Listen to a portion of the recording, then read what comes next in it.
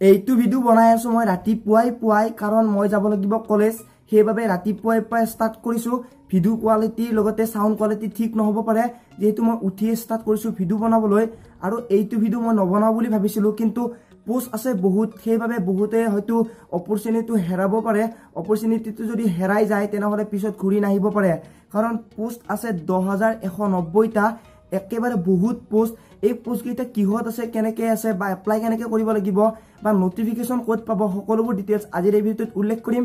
যেহেতু পোষ্ট আছে বহুত কেইটা বিভাগত ভাগ হৈ ফাৰ্স্ট অফ অল পোষ্ট কেইটা ওলাইছে IBPS CRP RRB এইকেইটাৰ ফুল মিনিং আপোনালোকে গুগলত চাই ল'ব পাৰে মই যদি আপোনালোকক সহজ ভাষাত ক'বলৈ যাওঁ তেনেহলে হৈছে গাঁৱলীয়া বেংক বা আমি যেহেতু গাঁৱলীয়া বেংক দেখা পাওঁ যে কিছুমান এলাহাবাদ গাঁৱলীয়া বেংক এনেকুৱা ধৰণৰ বহুতো গাঁৱলীয়া বেংক দেখা পাওঁ তাত পোষ্ট ওলাইছে পোষ্ট কেইটা কিহত ওলাইছে মই এতিয়া আপোনালোকক কম শেষলৈ চাওক যেহেতু পোষ্ট আছে বহুত আৰু পোষ্ট কেইটা আছে বিভিন্ন ধৰণত ভাগ কৰা ফাৰ্স্ট অফ অল এই পোষ্ট আছে টোটেল 10190 টা আৰু পোষ্ট আছে দুটা ধৰণত এটা হৈছে অফিচাৰ স্কেল 1 2 3 আৰু SC ST ৰ বাবে তাতে এপ্লিকেশন ফিস লাগিব 100 টকা আৰু জেনাৰেল আৰু OBC ৰ বাবে লাগিব 600 টকা দুই নম্বৰ পোষ্টটো আছে অফিচাৰ এসিস্ট্যান্ট তাত আছে SC আৰু ST ৰ বাবে এপ্লিকেশন ফিস 100 টকা OBC আৰু জেনাৰেলৰ বাবে 600 টকা লাষ্ট ডেটটো হৈছে 02/07/2018 জুলাই মাহৰ 7 তাৰিখ লাষ্ট ডেট যেহেতু অনলাইন কৰিব লাগিব অনলাইন লিংকটো মই আপোনালোকক ডেসক্ৰিপচনত দি দিম তাত ক্লিক কৰি আপোনালোকে এপ্লাই কৰিব পাৰিব ঘৰতে লগতে তলত আৰু এটা লিংক দি দিম যেহেতু মই দুটা লিংক দি দিম এটা হৈছে এপ্লাই লিংক এটা হৈছে নটিফিকেশন লিংক এই দুটাত ক্লিক কৰি আপোনালোকে এটাত এপ্লাই কৰিব পাৰিব আৰু এটাত আপোনালোকে সকলোবোৰ নটিফিকেশন চাব পাৰিব এডুকেশনাল কোৱালিফিকেশন কিমান লাগিব বা আপোনালোকৰ কোনটো পোষ্টৰ বাবে কি লাগিব সকলোবোৰ ডিটেইলছ মই নটিফিকেশন লিংকটো দি দিম আপোনালোকে তাত ক্লিক কৰি সকলোবোৰ চাব পাৰিব যেহেতু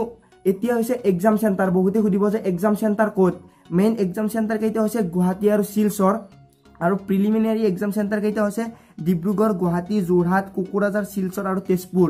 এইকেইটা হৈছে প্ৰিলিমিনাৰী এক্সাম সেন্টাৰ আৰু মেইন এক্সাম সেন্টাৰ গুৱাহাটী আৰু শিলচৰ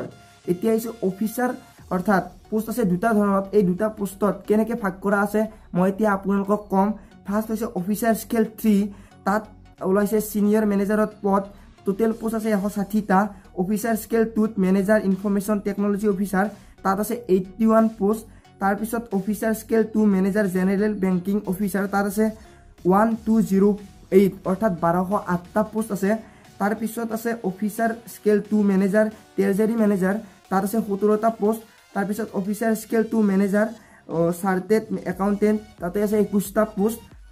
তাৰ পিছত অফিচাৰ স্কেল 2 মাৰ্কেটিং অফিচাৰ তাত আছে 38 টা পোষ্ট আৰু তাৰ পিছত অফিচাৰ স্কেল 2 মেনেজাৰ এগ্ৰিকালচাৰ অফিচাৰত আছে 72 পোষ্ট তাৰ পিছত অফিচাৰ স্কেল 2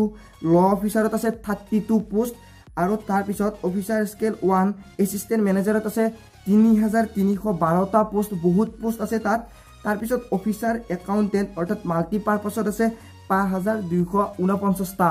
সবচেয়ে বেছি পোষ্ট আছে মাল্টিপাৰপাছত এইটোটো এপ্লাই কৰিব পাৰে যেহেতু পোষ্ট আছে 5249 টা এই পোষ্ট কেইটা হৈছে বিভিন্ন ধৰণত ভাগ কৰি দিয়া আছে আপোনালোকে কেনেকৈ এপ্লাই কৰিব পাৰিব মই লিংক এটা দি দিম তাত ক্লিক কৰি সকলোবোৰ চাব পাৰিব লগতে নটিফিকেশন বেল আপোনালোকে নটিফিকেশন লিংকটো ক্লিক কৰি সকলোবোৰ ডিটেইলছ চাব পাৰিব আজিৰ ভিডিওত এইখিনিয়ে আৰু এডুকেশনাল কোৱালিফিকেশন ডিগ্ৰী পাছ কৰা হ'ব লাগিব অৰ্থাৎ যেহেতু বেংকৰ চাকৰিৰ বাবে ডিগ্ৰী পাছ কৰা হ'ব লাগে যিকোনো এখন ষ্ট্ৰীমৰ পৰা BA পাছ কৰিলে হ'ব BSc পাছ কৰিলে হ'ব বা